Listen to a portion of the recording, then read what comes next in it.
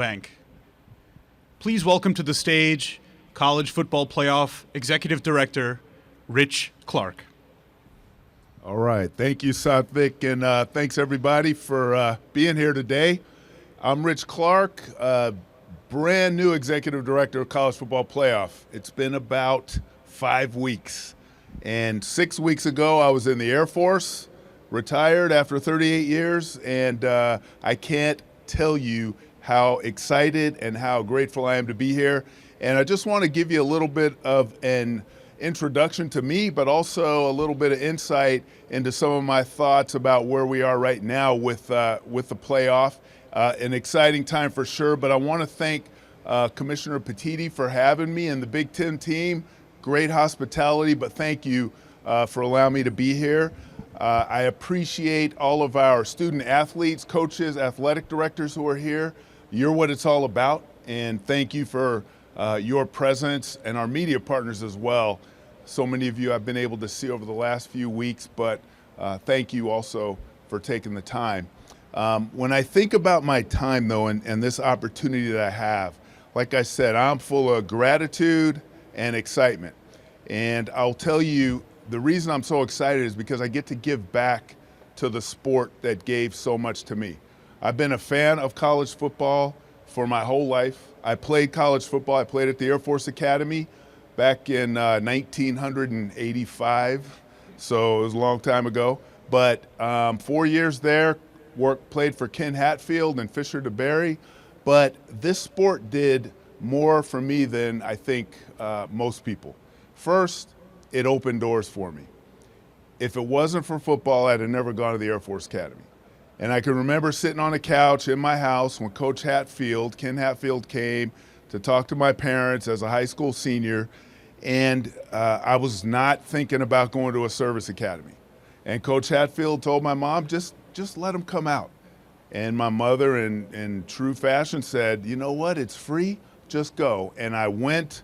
I loved our coaching staff. I loved what the academy brought, and I wanted to play football there, and that's where I went. But the experiences and the people that I met were absolutely incredible. In fact, Coach Hatfield was the one that brought me in, and Coach Hatfield was at my retirement just 6 weeks ago. And those are the kinds of people, your teammates, your coaches, the people that you come into contact with. That's what football is about. But it's also about the development, and we have to keep that in mind. Developing leaders, developing student athletes to go out and do great things. I like to quote Douglas MacArthur sometimes, who said, on the fields of friendly strife are sown the seeds that on other fields, on other days, will bear the fruits of victory. And what he's saying there is that you learn things on the field, on the court, on the track, on the ice, whatever sport it is, you learn things about life. You learn things about your character and who you're going to be and how you're going to perform in other situations that you learn playing the sport that you played. And I learned things in football that I will never, ever be able to forget, and I am grateful that they're a part of who I am. And the most, I think, telling time was in combat. I was a pilot for probably 25 years of my career, and I will never flying over Baghdad. And before we went into the breach, watching the anti-aircraft artillery flying up, watching missiles fly by, and knowing that we were about to head into something that was tough. And leading a ship of B-1 bombers into that was one of the most challenging days of my life, but one of the most memorable days because of what we had to do. And what I will tell you is, after the fact, I thought that was like getting ready to go play a game.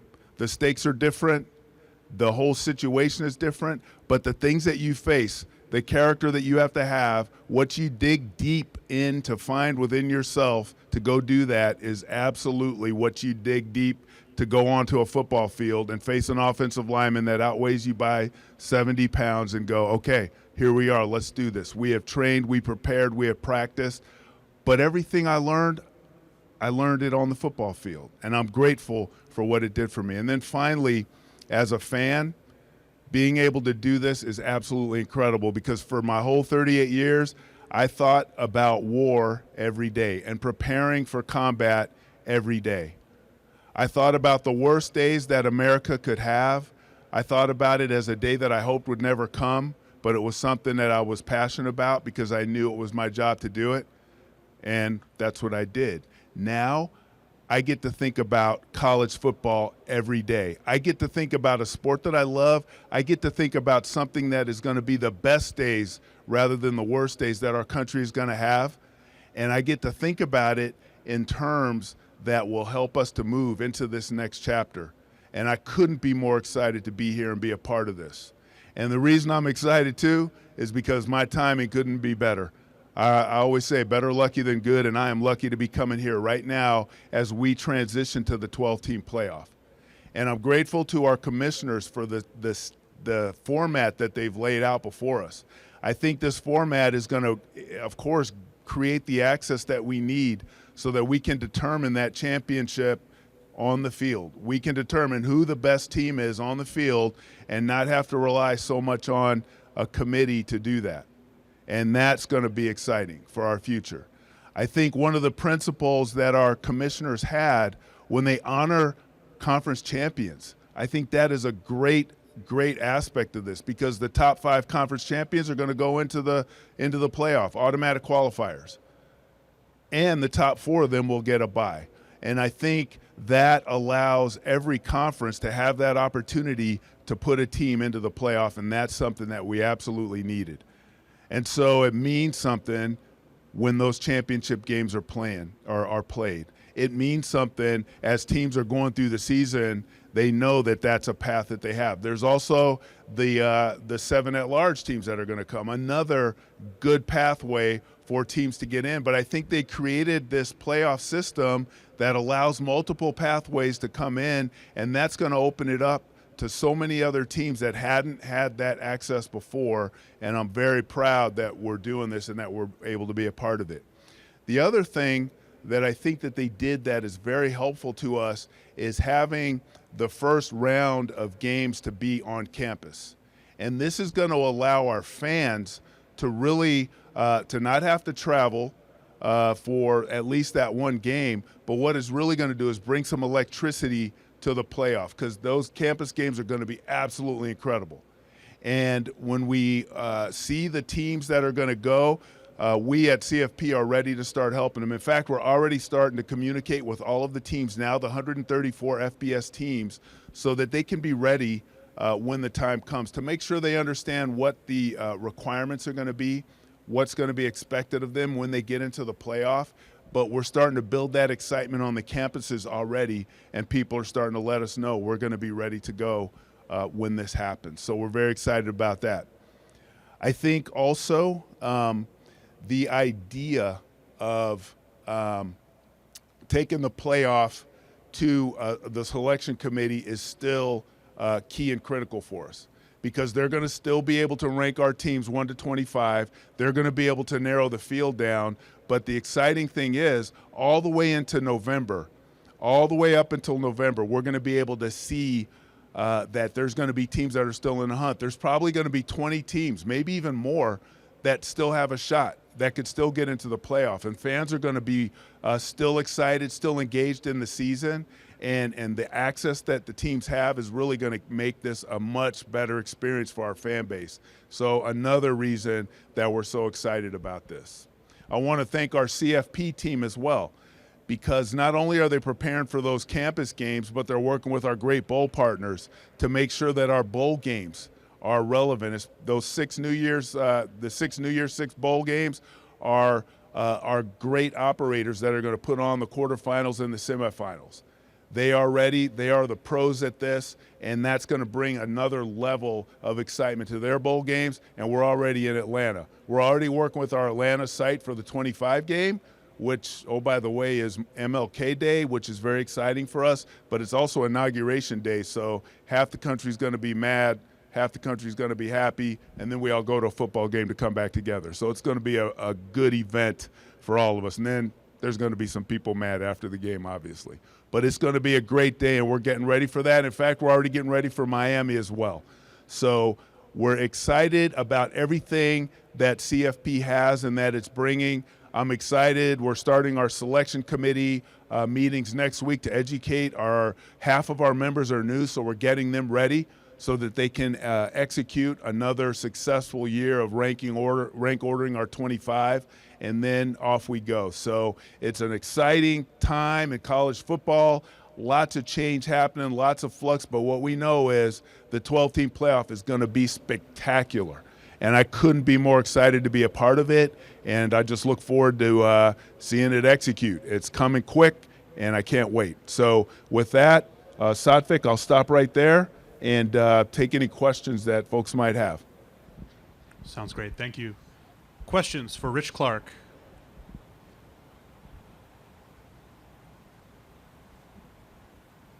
All the way on your right.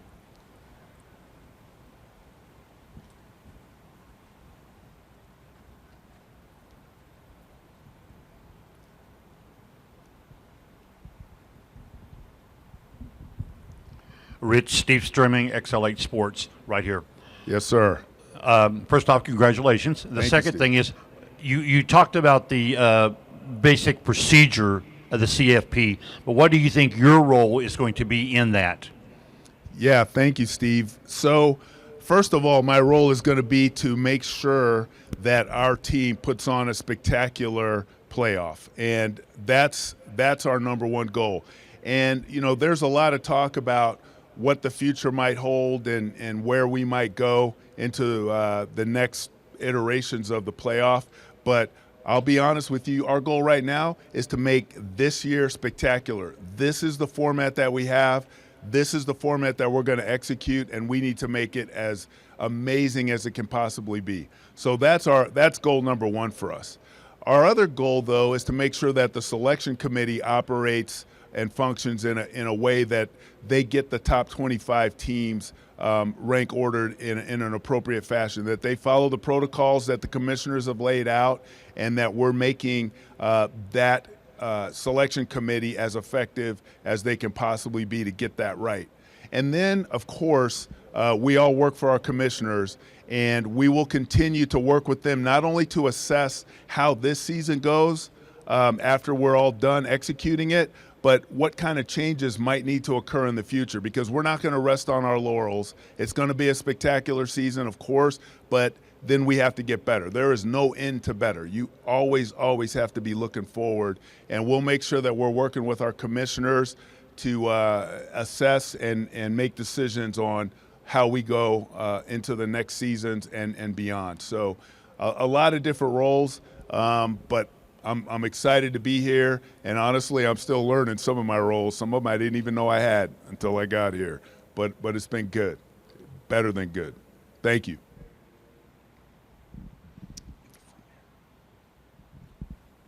Front row on your right. Hi, Heather. Hello, General. Heather Dennis with ESPN.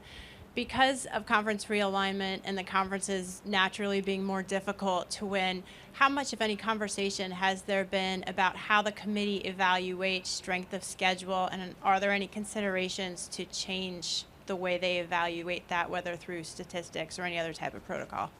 Yeah, thank you, Heather. Good question. So strength of schedule is always a key criteria for the committee, and it's written into the protocol. I mean, strength of schedule, obviously record, head-to-head competitions. There's so many things that go into this, but what we're trying not to do is tie the hands of the committee members and make it so prescriptive on how they use the different data that they have and incorporate that into their ranking.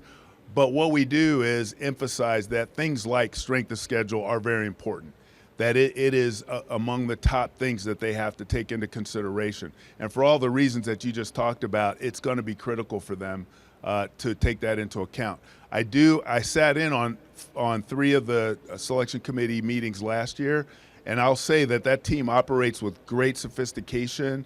There's a lot of discussion there, and I think that they take into account the things that are that are most important, especially as we go into some of the changes now. They're going to recognize that these changes are happening and that strength of schedule is going to matter. So there's science in this. There's art to this. We have the eye test. We have committee members that are very smart and very in-depth in their knowledge of college football. So I think that is going to always be a top criteria, but I think they're taking it into the right I'll say level of importance when they're making their decisions. So, but it is important and it's going to be critical always in their selection. Thank you. Questions for Rich Clark?